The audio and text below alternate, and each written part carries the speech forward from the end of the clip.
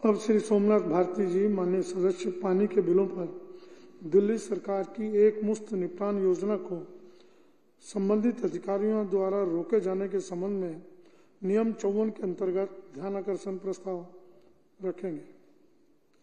माननीय अध्यक्ष महोदय, आपका बहुत धन्यवाद। आपने इतने गंभीर मुद्दे को सदन में उठाने का मौका दिया।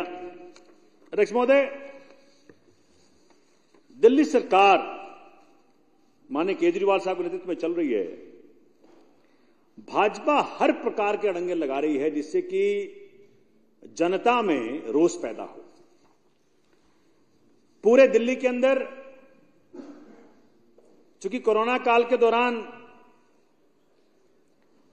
वाटर मीटर रीडर जा ना सके, घर घर मीटर रीडिंग नोट ना कर सके, इस करके वाटर मीटर रीडर्स घर बैठे, ऑफिस बैठे, बगैर क्षेत्र में गए, उन्होंने या तो उसको लिख दिया कि नो मीटर अवेलेबल और बगैर मीटर का एवरेज पे बना दिया बिल, या फिर अनाप शनाप कोई रीडिंग लिख दी उसके अंदर। अब जहां बिल आ रहा था जीरो, वहां हो गया 2000, 3000, 4000, 5000। तो जनता को लगा कि केजरीवाल जी ने तो कहा था कि हमारा बिल जीरो है, 20,000 लीटर के नीचे नीचे मैं पानी खत्म करता हूं हर महीने। तो जो बिल जीरो आ रहा था वो अचानक 1000 रुपया 2000 रुपया कैसे हो गया? इस कारण से जनता ने पे करना बंद कर दिया। विधायकों के पास आने लगे, हमें चेज करने लगे, हमें बोलने लगे, और जेन्युइन था उनका रिक्वेस्ट।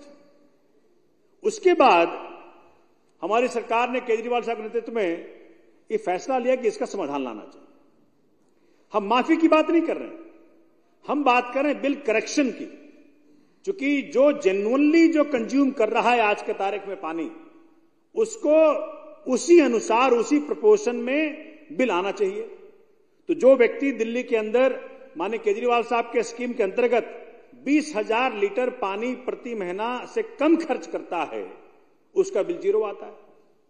तो जब ये स्कीम है, ये चुनी हुई सरकार की मंशा है, ये चुनी सरकार की दिल्ली को देन है, तो नेचुरल सी बात है उस जनता को इस बात की उम्मीद होगी कि मेरे बिल को करेक्ट किया जाएगा।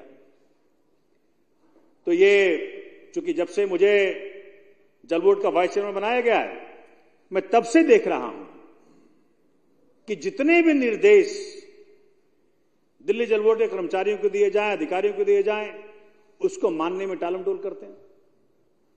इसके कारण क्या रहा है? जो गौतम जी ने आज कहा, इस सारी मुसीबत की जड़ सर्विसेज डिपार्टमेंट है, जो 11 मई 2023 को 8 साल की कानूनी लड़ाई के बाद माननीय उच्चतम न्यायालय ने दिया था अरविंद केजरीवाल जी को। लेकिन जस्ट एक सप्ताह बाद ये कायर भाजपा 19 मई 2023 को एक ऑर्डिनेंस लाकर के उसको छीन लिया। ये क्या छीना? ये ताकत केजरीवाल से नहीं छीनी, ये ताकत दिल्ली की जनता से छीनी। ये जो अपमान हुआ वो दिल्ली की जनता का हुआ, और उसी का परिणाम यह है कि जो दिल्ली जल बोर्ड के बिल सेटलमेंट स्कीम, जिसको बहुत जद्दोजहद के बाद बड़े तरीके से, बड़े एनालाइज करके हम लेकर के आए, माननीय मंत्री जी ने इसका बकायदा खाका तैयार किया, पूरा डिस्कशन हुआ, पूरा डिबेट हुआ, अधिकारियों के साथ बातचीत हुई कि देखो जी, हम माफी की बात नहीं कर रहे, हम ये बात कर रहे हैं कि बिल को करेक्ट करना पड़ेगा, कि जिस प्रपोर्शन में जनता ने पानी कंज्यूम किया है उसी प्रपोर्शन में जनता का बिल आना चाहिए। अगर 20,000 लीटर या उससे कम किया है तो बिल जीरो आना चाहिए, जो पहले आ रहा था। तो इस प्रकार से दिल्ली में हाहाकार मचा।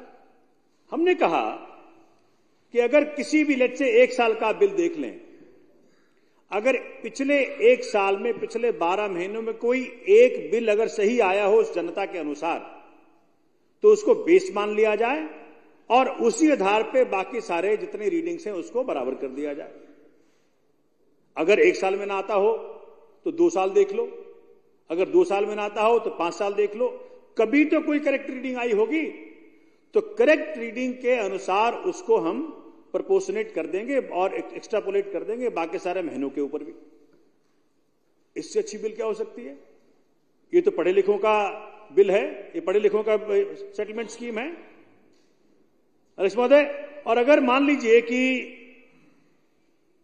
कोई भी करेक्ट बिल नहीं आया, कोई भी करेक्ट उसमें रीडिंग नहीं आई, तो हमने कहा कि भाई आप अपने नेबरहुड में देख लें, अगर उसी साइज का मकान और उसी number of families, let's say number of family members का कोई फैमिली वहां पे है, उसका कंजम्पशन देख लें, उसके ऊपर उसको एक्स्ट्रापोलेट करें। ऐसे स्कीम को जिसके तहत अगर ये अप्लाई कर दिया जाएगा तो पूरे दिल्ली में दो बड़ी चीजों का समाधान होगा।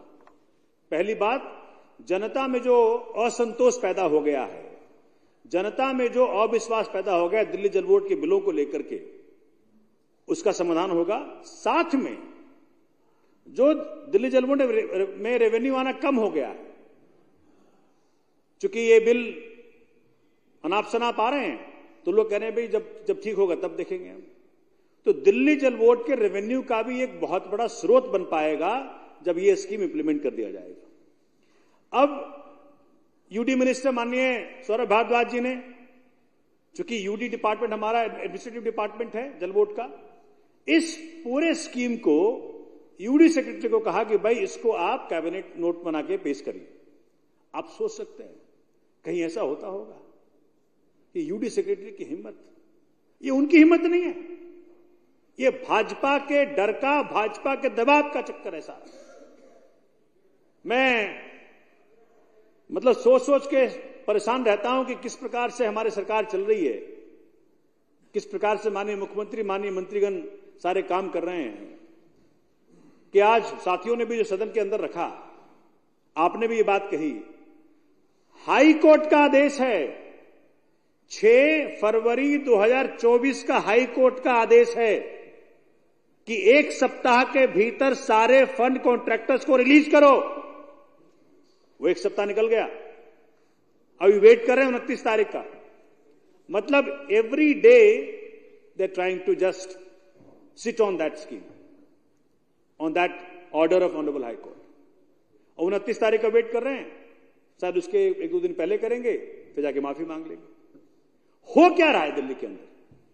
तो ये भाजपा बताएं, माननीय भदौड़िया जी भाजपा से आते हैं, ये सरकार से बातचीत करें, एलजी साहब से बातचीत करें कि भाई इस प्रकार से दिल्ली की जनता को तंग कर रहे हो, क्यों तंग कर रहे हो?